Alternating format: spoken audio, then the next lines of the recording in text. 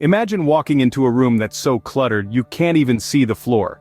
Papers are stacked high on the table, clothes are thrown haphazardly around, and miscellaneous items are scattered everywhere. It's overwhelming, isn't it? Now think about how it makes you feel: anxious, stressed, and perhaps even frustrated. That's the power of clutter. It can significantly impact your mood and productivity. But don't worry, we've all been there at some point. The question is, how do we transform this chaotic mess into a serene, organized space? That's what we're here to explore today. Welcome to SmartLife Solutions, your one-stop channel for all things organization. We're here to help you declutter your life and mind, one step at a time. Our mission is to assist you in creating a serene, organized space from a chaotic mess. We believe that decluttering is not just about tidying up a physical space, but it's also a journey towards a more focused and calm mind. So, if you're feeling overwhelmed by the clutter around you, you've come to the right place. Together, we'll tackle this challenge, transforming not only your space, but also your life. Stay tuned as we delve deeper into the magical world of organization. Let's dive in and discover the magic of a well-organized environment. Stay tuned for some practical tips, easy-to-follow guides, and innovative ideas that will not only help you tidy up your space but also transform your life. So, you're ready to embark on your decluttering journey. But where do you start? The first step is perhaps the most critical: identifying the areas of your home that need decluttering. It's like mapping out your battlefield before going to war. It might be your overflowing closet, the chaotic kitchen pantry, or the disorganized home office. Maybe it's your kid's playroom that looks like a toy store exploded. Or perhaps it's the garage that's become a dumping ground for everything that doesn't have a place inside the house. Don't feel overwhelmed though. Remember, we're not tackling everything at once. Just make a list of these areas and prioritize them based on how their current state affects your daily routine and peace of mind. This step may seem simple, but it's the foundation of your decluttering and organizing journey. So grab a pen and paper or your favorite digital tool and start mapping out your decluttering zones. Next, we'll dive into some practical strategies to tackle each area effectively.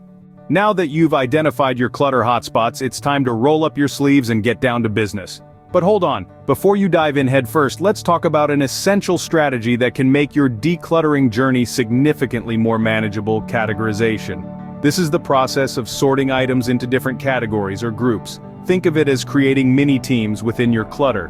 Why is this important, you ask? Well, categorization helps you see exactly what you have, how much you have, and what you truly need. It provides a clear picture of what's taking up your space and what's draining your energy. For instance, in your kitchen pantry, you might categorize items into grains, canned goods, spices, and so on. When it comes to your closet, categories could include tops, bottoms, accessories, etc. The idea is to group like items together to make the decluttering process more systematic and less overwhelming. And remember, there's no one-size-fits-all when it comes to categories. They should be tailored to suit your lifestyle and needs. So, get your sorting hats on and prepare to categorize. Up next, we'll discuss how to decide what stays and what goes. We've made it this far, you've sorted and categorized, but now comes the real challenge: deciding what stays and what goes. It's the heart of decluttering, and it's often the hardest part. But don't worry, we're here to help you navigate this decision dilemma. The first thing to remember is the one-year rule. If you haven't used an item in the past year, it's a strong candidate for the discard pile. This rule works best for things like clothes, kitchenware, and electronics. Next, consider the joy test. This concept, popularized by organizing consultant Marie Kondo, suggests that if an item doesn't spark joy, maybe it's time to say goodbye.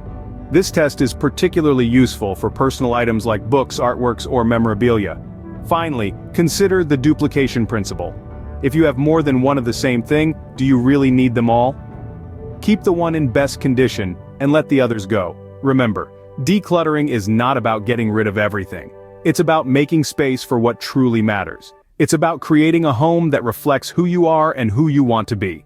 So, be thoughtful, be honest, and most importantly, be decisive.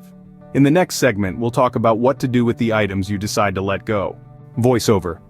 If you've followed us this far, we hope you're finding our tips and techniques helpful. You've made the tough decisions and are ready to reorganize.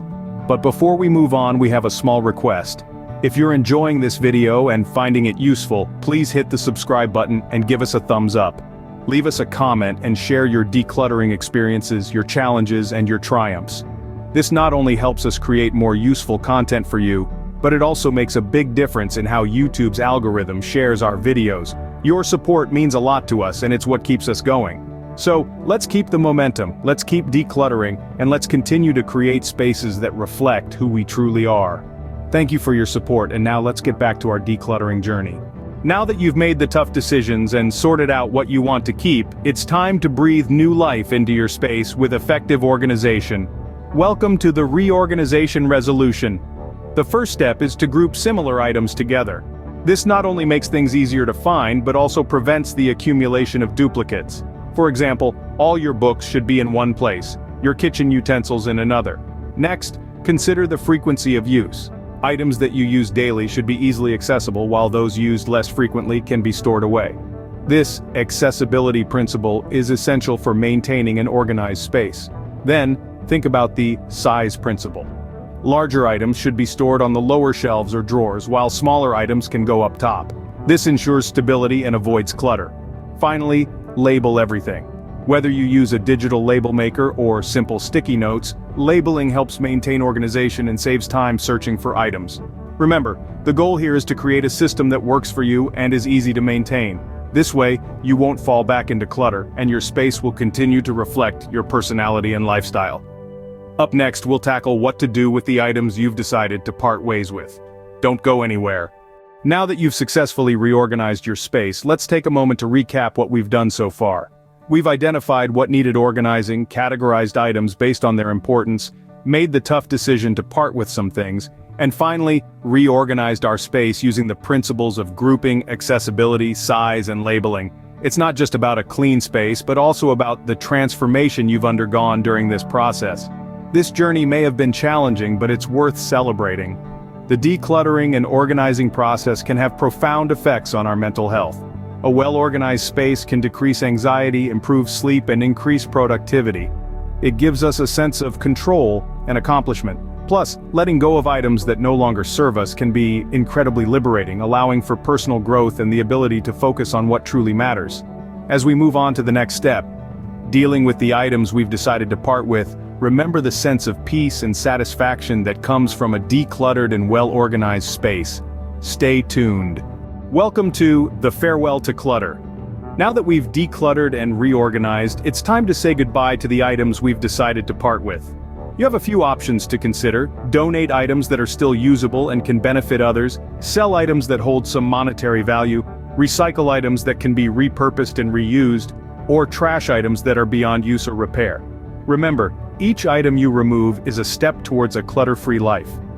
Parting with our items can be emotional, but it also brings a sense of liberation. You're not just letting go of physical items, but also freeing yourself from the emotional weight these items may carry. It's a cathartic release, a farewell to clutter that opens up space for new possibilities.